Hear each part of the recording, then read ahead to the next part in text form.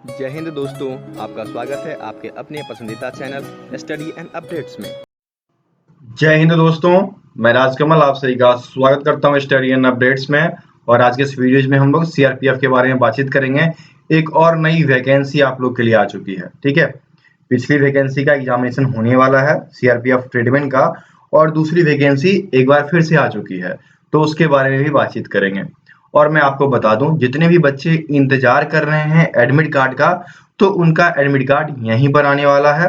अभी देखिए यहाँ पर क्या है कि अभी एएसआई का दे रहा है, कुछ दिन बाद यहाँ पर पैरामेडिकल एग्जाम के भी लिंक्स आ जाएंगे। आपको टाइप क्या करना होगा, crpf.gov.in। जैसे ही इस वेबसाइट को आप खोलेंगे, इस तरीके से पॉपअप देगा और वहां पर आपके एडमिट कार्ड के लिए लिंक देगा, और यदि आपने एग्जाम दे रखा है तो उसके आंसर की के लिए लिंक देगा, ठीक है। तो बार बार जो आप लोग पूछते हो कि एडमिट कार्ड कहाँ आएगा, वो इसी पर आएगा, ठीक है।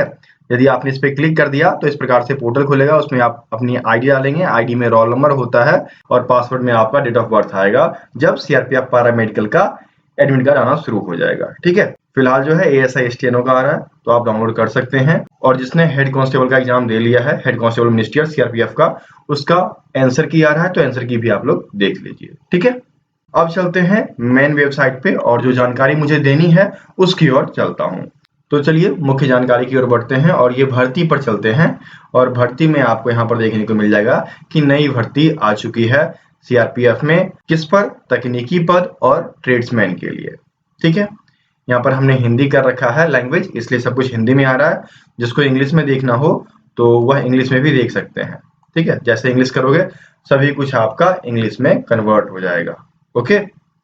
वेबसाइट दोनों तरीके से खुलते हैं, इसलिए मैं आपको बता दूं, यदि आप हिंदी मीडियम के हैं तो हिंदी में खोल लीजिएगा, जो इंग्लिश मीडियम के हैं इंग्लिश में खोल लीजिएगा, क्योंकि जो पीडीएफ खुलेगा यहाँ पर अब ये खुल जाएगा इंग्लिश में, ठीक है। व्यू डिटेल्स पे जाएंगे और व्यू डिटेल्स पे जाने के बाद देखेंगे अब यहाँ पर इंग्लिश पीडीएफ खुलेगा, और हिंदी मीडियम भी मैं खोल देता हूँ एक बार, crpf.gov.in। इस पे गए, विजिट वेबसाइट, ठीक है। अब ये हिंदी मीडियम खुला हुआ है, तो चलिए हिंदी मीडियम मैं दोनों इसलिए साथ में खोल रहा हूँ कि ताकि दोनों तरीके के बच्चे यदि वीडियो देखें तो उनको सहायता मिले, ओके। अब देखिए यहाँ से मैंने क्लिक कर दिया, विस्तार से देखें।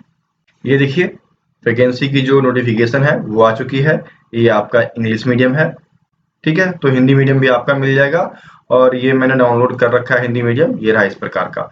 इन दोनों का लिंक्स मैं आपको डिस्क्रिप्शन बॉक्स में दे दूंगा। जिनको हिंदी मीडियम आती है हिंदी मीडियम में देख लेना, जिनको इंग्लिश मीडियम आती है इंग्लिश मीडियम में देख लेना, ठीक है। ये तो बेसिक जानकारी थी। अब चलिए शुरुआत करते हैं कि क्या आया है और कब तक फॉर्म भरा जाएगा, क्या डेट रहेगी, कैसे एग्जामिनेशन होगा, कौन कौन फॉर्म फिल कर सकता है, इन सभी चीज की जानकारी आज के इस वीडियोज में आपको मिलने वाली है, ठीक है। तो देखिए ये जो वैकेंसी आई है वह आई है आपके तकनीकी, टेक्निकल और ट्रेड्समैन दोनों पोस्ट के लिए, पुरुष और महिला दोनों के लिए, पुरुष महिला दोनों के लिए है, और टेक्निकल एवं ट्रेड्समैन के लिए है। तो ऑनलाइन आवेदन कब शुरू होंगे? यह आपके 27 मार्च से होने शुरू हो जाएंगे, ठीक है। 27/3/2023 से लेकर 25/4/2023 तक आपका आवेदन भी होगा, और ऑनलाइन शुल्क का भुगतान भी करेंगे। समझ गए? कहां पर करेंगे? तो सबसे पहले मैंने बताया है अप्लाई के लिए crpf.gov.in पे जाएंगे, ये उनका मेन वेबसाइट है, वहां पर अप्लाई का लिंक आया रहेगा, ओके। दूसरी बात, एग्जामिनेशन कैसे होगा?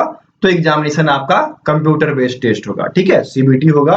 और इसका एडमिट कार्ड जो है वह आपको 20/6/2023 अर्थात 20 जून से 25 जून होना चाहिए था, यहाँ पर उन्होंने मिसप्रिंट कर दिया है, और देखते हैं कि इंग्लिश वाले में सही दिया है कि नहीं, ठीक है। तो 20 जून से 25 जून तक वो आपको एडमिट कार्ड देंगे सीबीटी टेस्ट के लिए।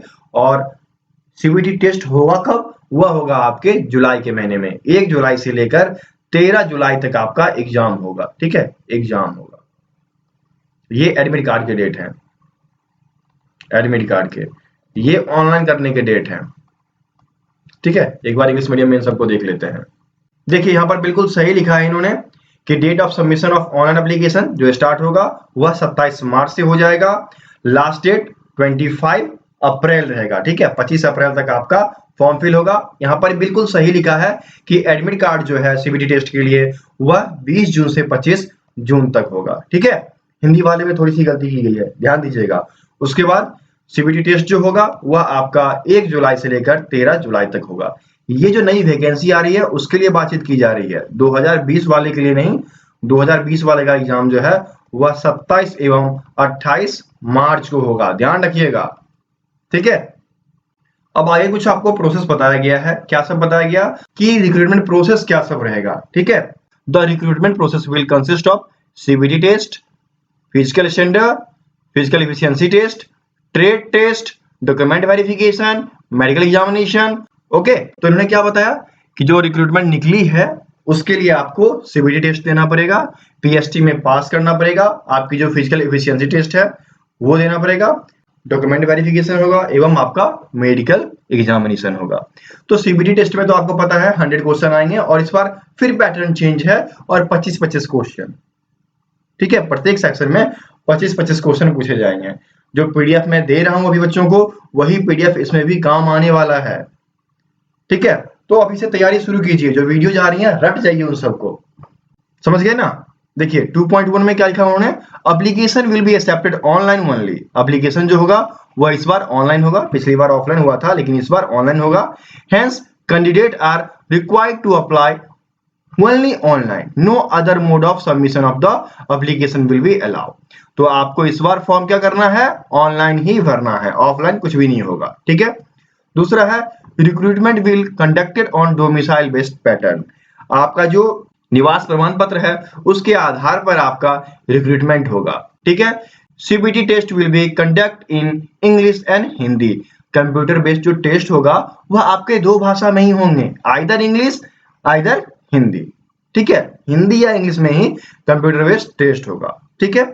उसके बाद आपको दिया गया है computer based test, physical standard test, physical efficiency test, trade test, document verification, detailed medical test, review medical examination will be scheduled as conducted by the CRPF। कहा जा रहा है कि सीबीटी टेस्ट हो गया या पीएसटी टेस्ट हो गया या फिर पीईटी हो गया या ट्रेड टेस्ट हो गया, डॉक्यूमेंट वेरिफिकेशन हो गया, ठीक है, या फिर डिटेल्ड मेडिकल एग्जामिनेशन हो गया या दोबारा मेडिकल एग्जामिनेशन जो होता है रीमेडिकल, यह सब आपके सीआरपीएफ के द्वारा कंडक्ट किया जाएगा, ठीक है। आगे बढ़े, आगे आपको कहा जा रहा है collection of required eligibility certificate / document from the candidate and their vacancy will be carried out at the time of detailed medical examination। क्या लिखा गया है कि अभ्यर्थी से आवश्यक प्रमाण पत्र दस्तावेज प्राप्त किए जाएंगे जो कि मेडिकल के समय जमा करना होगा, ठीक है, समझ गए। नेक्स्ट लाइन में लिखा है category wise vacancy of constable, technical और tradesman will be filled as per vacancies available in the various state UT. Final selection will be made on the basis of marks obtained in CBT. मतलब final selection जो होगा वह आपके marks के आधार पर होगा, आप कितने मार्क्स हासिल करते हैं उसके आधार पर आपका फाइनल सिलेक्शन होगा, ये इसमें दिया गया है, ठीक है। Final result will be declared by the CRPF based on performance of candidate in the CBT subject to their qualifying PST, PET, trade test, medical examination and other conditions stipulated in the requirement notice. क्या कहा गया कि final result जो declare होगा CRPF के द्वारा वह हो जाएगा सीबीटी बेस्ड के अनुसार। आपको बस क्वालिफाई करना है पीएसटी में, पीईटी में, ट्रेड टेस्ट में, मेडिकल टेस्ट में। मेरिट जो बनेगा वह बनेगा आपके सीबीटी टेस्ट के आधार पर, ठीक है। अगला आपको दिया गया है admit card for any stage of examination will not be send by post. Facility for downloading admit card will be provided at the website eight CRPF www.crpf.gov.in। ये ऑफिशियल वेबसाइट है, इसको याद रखना, किसी थर्ड पार्टी वेबसाइट पे नहीं जाना है, ये ऑफिशियल वेबसाइट है, जो भी नोटिफिकेशन आती है सब इसी पे आती है, ठीक है। तो जो एडमिट कार्ड आपको आगे दिया जाएगा वह इसी वेबसाइट पे आएगा, आपको ये ध्यान में रखना है। जितने भी स्टेज के एग्जामिनेशन होंगे सब यहीं पे मिलेंगे आपको, समझ गए। उसके बाद नेक्स्ट उन्होंने लिखा है the candidate should bring 2 coloured print out of admit card eight the time of each stage of examination. 1 copy of admit card will be hand over at the examination centre. मतलब कम से कम 2 admit card आपको print out करना है coloured, और वो साथ में ले जाना है, चाहे जो भी एग्जामिनेशन हो, चाहे आपका पीएसटी हो, मेडिकल हो, ठीक है। यहाँ से एडमिट कार्ड निकाले, 2 कॉपी निकालना है, दोनों रंगीन होना चाहिए और वो आप लेकर जाएंगे, ठीक है। ये बेसिक चीज खत्म हो गई। अब अगला आता है आपका थर्ड पैरा में पे स्केल, कितना पेमेंट शुरुआत में मिलेगा। तो आपको लेवल 3 का पेमेंट मिलेगा और स्टार्टिंग में जो है आपको 24-25 से स्टार्ट हो जाती है। जब आप ट्रेनिंग में जाते हो, जॉब में सिलेक्ट होकर ट्रेनिंग में जाते हो तो 25 से स्टार्ट हो जाती है, फिर आपका 29 और जॉब प्लेस होते होते, क्योंकि यदि ट्रेनिंग उन्होंने 6 महीने का रखे या 1 साल का रखे, उसके बाद आप 30-35 पर मंथ अर्न कर पाते हो। ठीक है, देखिए कुल वैकेंसी जो है वह 9212 है, जिसमें कि मेल जो है 9105 है और महिलाओं की वैकेंसी 107 है। इनमें महिला और पुरुष दोनों को बुलाया गया है और ये कुछ पोस्ट हैं जो कि स्टेट वाइज हैं और मैं इनका कुल बताता हूँ यहाँ पर। कुल बताने का जो तरीका है, इसमें ड्राइवर की कुल वैकेंसी पुरुषों के लिए 2372, ठीक है। मोटर मैकेनिक के लिए 544 सीटें हैं। उसके बाद आपका मोची के लिए 151 है, कारपेंटर के लिए 139 है, टेलर के लिए 242 है, ब्रास बैंड के लिए 172 है, पाइप बैंड के लिए 51 है, बॉगलर के लिए 1340 है, गार्डियनर के लिए 92 हैं, पेंटर के लिए 56 हैं। अब यहाँ पर देख लीजिए कुक, वाटर कैरियर, ठीक है, ये दोनों एक में आते हैं, कुक और वाटर कैरियर दोनों एक में आते हैं, तो इनकी कुल वैकेंसी 2429 है, ठीक है। उसके बाद आपका वाशरमैन धोबी जो है 403 है, उसके बाद बार्बर 303 है, सफाई कर्मचारी कुल 811 वैकेंसी है और टोटल मिलाकर आपका 9105 पुरुषों की वैकेंसी है, ठीक है, मेल की। वहीं पर फीमेल की बात की जाए तो फीमेल में कुछ इस प्रकार से दिया गया है। महिलाओं के लिए बल्कर की कुल वैकेंसी 20 है, कुक और वाटर कैरियर के लिए 46 है, वाशर वोमेन के लिए 3 है, हेयर ड्रेसर के लिए 1 वैकेंसी है, ठीक है, वो भी उत्तर प्रदेश में। उसके बाद फिर आपका सफाई कर्मचारी के लिए 13 वैकेंसी है महिलाओं के लिए, ठीक है, और ब्रास बैंड के लिए 24 वैकेंसी है। कुल आपको 107 वैकेंसी महिलाओं के लिए, ठीक है। पुरुषों के लिए 9105 है और महिलाओं के लिए 107 वैकेंसी आई है, ठीक है। सफाई कर्मचारी के लिए 811 वैकेंसी है, कुक ट्रेडमैन के लिए 2429 वैकेंसी है, ठीक है, कुक के लिए, और वाटर कैरियर के लिए, ये आपका सफाई कर्मचारी के लिए। समझ गए?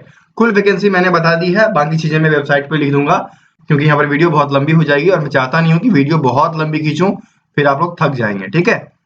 नेशनलिटी इंडियन होना चाहिए, समझ गए।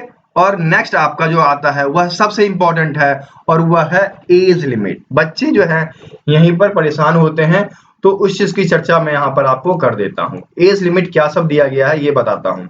एज लिमिट में आप देखेंगे कांस्टेबल ड्राइवर जो कि 21 से 27 साल के बीच होंगे, और 21 से 27 साल कब से कब तक, तो उनका जन्म जो है वह 2 अगस्त 1996 से 1 अगस्त 2002 के बीच होना चाहिए, ठीक है।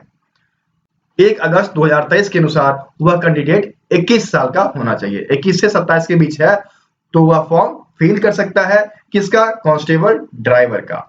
और नेक्स्ट आपको बताएंगे ट्रेडमैन के लिए, तो उसमें आपके कोबलर आ गए, कारपेंटर आ गए, टेलर आ गए, ब्रास बैंड हो गया, पाइप बैंड हो गया, बल्गर हो गया, ठीक है, गार्डनर हो गया, पेंटर हो गया, कुक हो गया, वाटर कैरियर हो गया, वाशरमैन, सफाई कर्मचारी, बार्बर, मैसन, प्लम्बर, ये सब हो गए। और इनकी उम्र 18 से 23 साल होनी चाहिए। 1 अगस्त 2023 को या 18 साल के होने चाहिए। तो इसका मतलब ये आएंगे 2/8/2000 से लेकर 1/8/2005 के बीच, ठीक है। इन्हीं के बीच के बच्चे इसको भर सकते हैं, ठीक है। अब क्या है कि कुछ रिलैक्सेशंस दिए जाते हैं, तो उन रिलैक्सेशंस के बारे में बातचीत करेंगे। तो हम लोग जो है कुछ एज रिलैक्सेशन के बारे में बातचीत करते हैं कि कुछ छूट दी जाती है एज में। तो एज में यदि छूट देने की बात करें तो ट्रेडमैन के लिए बात करेंगे हम यहाँ पर, ठीक है। ट्रेड्समैन के लिए आपको जो है 18 से 23 दिया गया है, ये एज लिमिट है। लेकिन यदि आप एससी कैटेगरी से हैं तो 23 + 5, अर्थात आप यदि 28 वर्ष के हैं तो भी आप फॉर्म फिल कर सकते हैं, ठीक है। ओबीसी के लिए कितना है, 3 वर्ष, तो 23 + 3 = क्या हो जाएगा, 26 वर्ष तक आप फॉर्म भर सकते हैं। एक्स सर्विसमैन के लिए भी 3 साल का दिया गया है, ठीक है। तो एक्स सर्विसमैन जो है जब से निकलेंगे जो अपने रिटायरमेंट से, तो रिटायरमेंट के 3 साल, ठीक है। उसके बाद यदि कोई चिल्ड्रन है और डिपेंडेंट है जिसके विक्टिम जो है 1984 के रोड्स में, 1984 के युद्ध में या फिर 2002 के राइट्स में मारे गए हैं, तो उनको 5 साल का रिलैक्सेशन दिया जाता है। और कुछ जम्मू कश्मीर वाले हैं तो उनको 8 साल का रिलैक्सेशन दिया जाता है। इसको देख लेता हूं मैं, जम्मू कश्मीर वाला है या कुछ और है। और ऐसे बच्चे जो कि डिपेंडेंट हैं और उनके डिपेंडेंट 1984 के राइट्स में दंगे में या 2002 के दंगे में गुजरात में मारे गए हैं और वो ओबीसी के हैं, तो उनको 8 साल का रिलैक्सेशन दिया जाता है। ये सब चीजें हैं। और इन रिलैक्सेशन में ये जो 4 और 5 नंबर का रिलैक्सेशन है, इसमें आपको प्रूफ भी देना पड़ेगा, ठीक है, तब जाकर आप फॉर्म फिल कर पाओगे, ठीक है। और एक और रह गया, ये देखिए, children and dependent of victims killed in 1984 riots और communal riots of 2002 in Gujarat, SC/ST है तो उसको 10 साल, मतलब जनरल को 5 साल का दिया जाता है, ओबीसी को 8 साल का प्रेफरेंस दिया जाता है और SC/ST को 10 साल का प्रेफरेंस दिया जाता है यदि उनके पिताजी या फिर माताजी या फिर फैमिली मेंबर कोई भी दंगे में शहीद हो गए उनके लिए, ठीक है।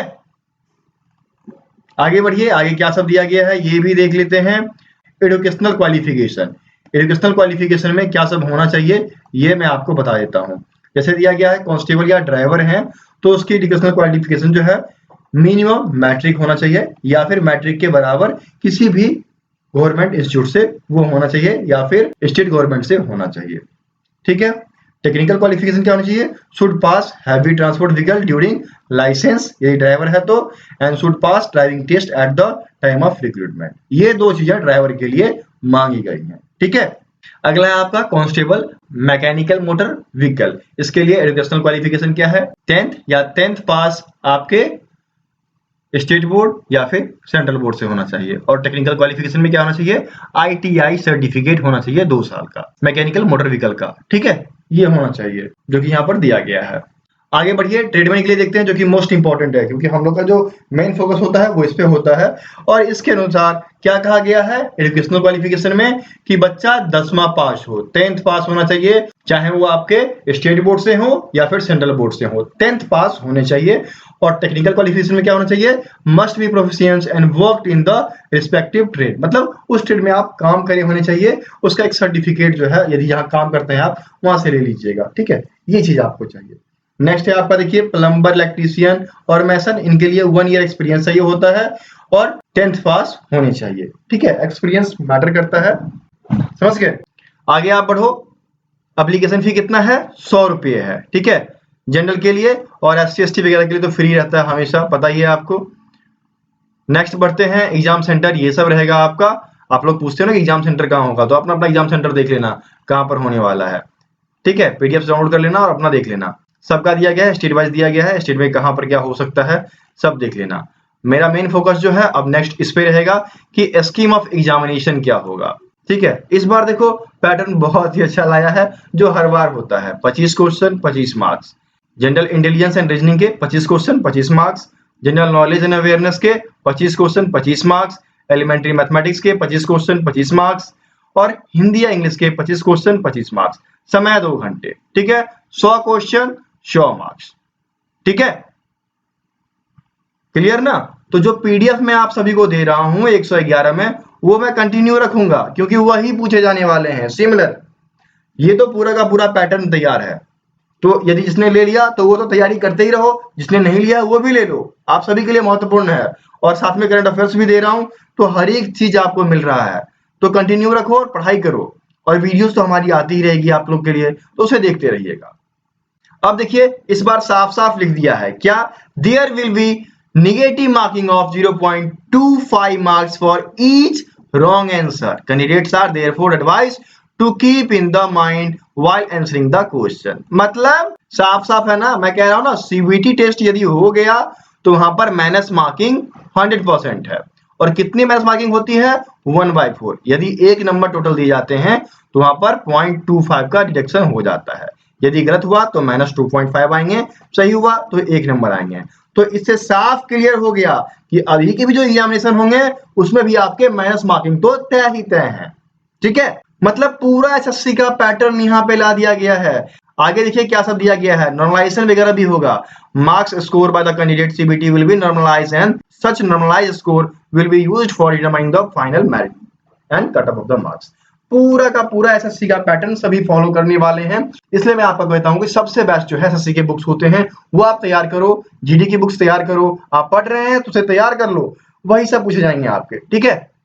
और सिलेबस क्या रहेगा ये देखिए, जनरल इंटेलिजेंस एंड रीजनिंग में analytical aptitude and ability to distinguish patterns, मतलब पूरा SSC का पैटर्न डाल दिया है। इसके बारे में मैंने डाल भी दिया कि आपको क्या सब पढ़ना चाहिए, सिलेबस की वीडियो देख लेना, या फिर एक नया वीडियो फ्रेश लाऊंगा सिलेबस के बारे में, वो आप देख लेना, ठीक है।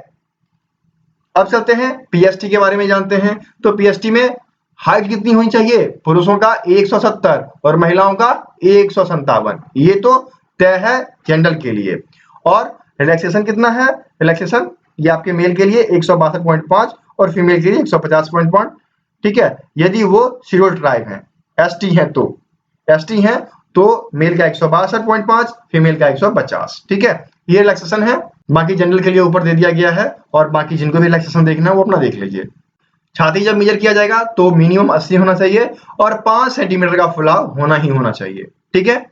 ये भी तय है। और रिलैक्सेशन यहाँ पे आपको दिया गया है, वो आप पढ़ते रहिए। रिलैक्सेशन बहुत सारे पैरा होते हैं और हमें इसे खत्म भी करना है, ठीक है। उसके बाद देखिए पीईटी। पीईटी में क्या होता है? 5 किलोमीटर की दौड़ होगी, 24 मिनट में आपको तय करनी है, ठीक है। पुरुषों के लिए ये है 5 किलोमीटर की दौड़ जो है वह 24 मिनट में तय करनी है। किसके लिए? Driver, motor mechanic, vehicle gardener, painter, carpenter, brass band, pipe, cobbler, tailor, bugler, ठीक है। तो इन लोगों को 5 किलोमीटर की दूरी तय करना है 24 मिनट में, और फीमेल को 1.6 किलोमीटर दूरी तय करना है। वहीं पर यदि हम ट्रेड्समैन में चले जाते हैं, जो कि हमारा मेन मुद्दा होता है, तो ट्रेड्समैन में आपके देखिए कुक हो गए, वाटर कैरियर हो गया, बार्बर हो गया, हेयर ड्रेसर हो गया, वाशरमैन हो गया, सफाई कर्मचारी हो गया। तो इनको 1600 मीटर की दौड़ 10 मिनट में तय करनी है पुरुष को, और महिलाओं को 1600 मीटर की दौड़ 12 मिनट में तय करनी है, ठीक है। बाकी आपका पॉइंट विंग का देख लीजिए 1600 मीटर 9 मिनट में, और पॉइंट विंग, मैसन, प्लम्बर, इलेक्ट्रीशियन, तो इनको 800 मीटर की दूरी 5 मिनट में तय करनी है। कंडीशन ये रहा, कंडीशन यहाँ पर दिया गया है, ठीक है। तो कंडीशन भी पढ़ते चलिएगा। ये भी हो गया, कितनी दूरी तय करनी है, क्या करना है, चेस्ट कितना होना चाहिए, ये सब पता चल गया ना आपको। सभी जानकारी मैं आपको आज की इस वीडियो में दे दूंगा। वेट कितना होना चाहिए? तो वेट जो है प्रोपोर्शनल होता है, एक हाई स्टैंडर्ड है, उससे आपका वेट होना चाहिए, ठीक है। ट्रेड टेस्ट, ट्रेड टेस्ट में ड्राइवर, फीटर, ये सब दिया गया है। क्या पूछा जाएगा वो अपना देख लेना, ठीक है। Carpenter, painter, gardener, brass, pipe, cook. Cook man में क्या होना चाहिए? Cooking, chapati, rice, vegetable, dal, sambar, idli, 100 आदमी के लिए मिनिमम कितना क्या लगेगा, ये आप याद रखेंगे, ठीक है। वाटर कैरियर क्या करेगा कि बर्तन कैसे धोएगा, क्या करेगा, वो चीज याद रखेगा। पाइप बैंड वाले भाई पाइप कैसे बजाओगे वो याद रखना, ठीक है। उसके बाद बार्बर जो है हैंडिंग टूल्स, मतलब बाल काटने के लिए कौन कौन से टूल्स यूज किए जाते हैं, शेविंग के लिए कौन से टूल्स होते हैं, ये सब आपको याद रखना है, ठीक है।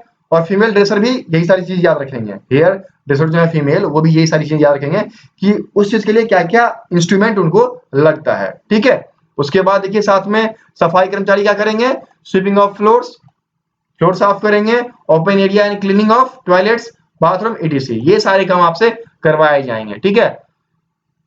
वॉशरमैन भाई कपड़े कैसे वॉश करेंगे, प्रेस कैसे करेंगे, ये सारी चीजें आपसे पूछी जाएगी, ठीक है। खाकी यूनिफॉर्म को प्रेस करवाया जाएगा, वुलन यूनिफॉर्म को प्रेस करवाया जाएगा, ये सारा काम आपसे करवाया जाएगा। तो इस बार जो आया है ना, बहुत ही बेहतरीन तरीके से आपको दिया गया है, ठीक है। डॉक्यूमेंट वेरिफिकेशन के लिए ये सब आपको रिक्वायरमेंट है। 10th का ओरिजिनल सर्टिफिकेट, डोमिसाइल सर्टिफिकेट होना चाहिए। उसके बाद कास्ट सर्टिफिकेट, यदि आप दूसरे कास्ट के हो तो, जनरल के लिए कोई कास्ट सर्टिफिकेट नहीं होता है। ये सारी चीजें आपको होनी चाहिए, तब आप जो है आराम से फॉर्म फिल करेंगे और क्वालिफाई भी होंगे, ठीक है। तो आज की वीडियो के लिए ये काफी था। और कुछ जानना है तो आप लोग कमेंट बॉक्स में कमेंट कीजिएगा, क्योंकि वीडियो बहुत लंबा हो गया है, ठीक है। तो आप लोग बोर हो जाइएगा।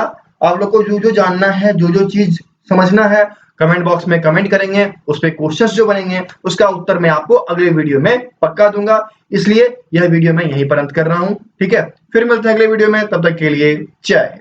और मैं आपको बता दूं, यदि आपको पीडीएफ वगैरह चाहिए तो पीडीएफ अवेलेबल है। हमारा व्हाट्सएप नंबर है 7979946092, ठीक है। इस पे आपको पीडीएफ वगैरह अवेलेबल किया जाता है। एक नॉर्मल सा फीस है सीआरपीएफ एग्जाम के लिए 111 का, ये ऑल इन वन फीस है। इसमें आपको चैप्टर वाइज और प्रैक्टिस सेट्स दोनों दिए जाते हैं, और साथ में आपको करंट अफेयर, ठीक है। करना क्या होगा, यदि आपको इनके पीडीएफ चाहिए तो आप हमें व्हाट्सएप पर मैसेज करेंगे, और फिर आपको मैं डिटेल्स दे दूंगा वहां पे, ठीक है। यदि आप इंटरेस्टेड होंगे तो आप हमें पेमेंट जो है 111 रुपए का कर, ठीक है, एक नॉर्मल सा शुल्क है। इस शुल्क को पे करके उसका स्क्रीनशॉट हमें भेजेंगे व्हाट्सएप पर, मैं आपको वहां पर पीडीएफ भेज दूंगा, व्हाट्सएप या टेलीग्राम। यदि व्हाट्सएप पर कॉन्टेक्ट नहीं हो पा रहा तो टेलीग्राम पे कर लो, ठीक है। टेलीग्राम या फिर व्हाट्सएप, 2 एप्लीकेशन है जहां आप कॉन्टेक्ट कर सकते हैं। ठीक है।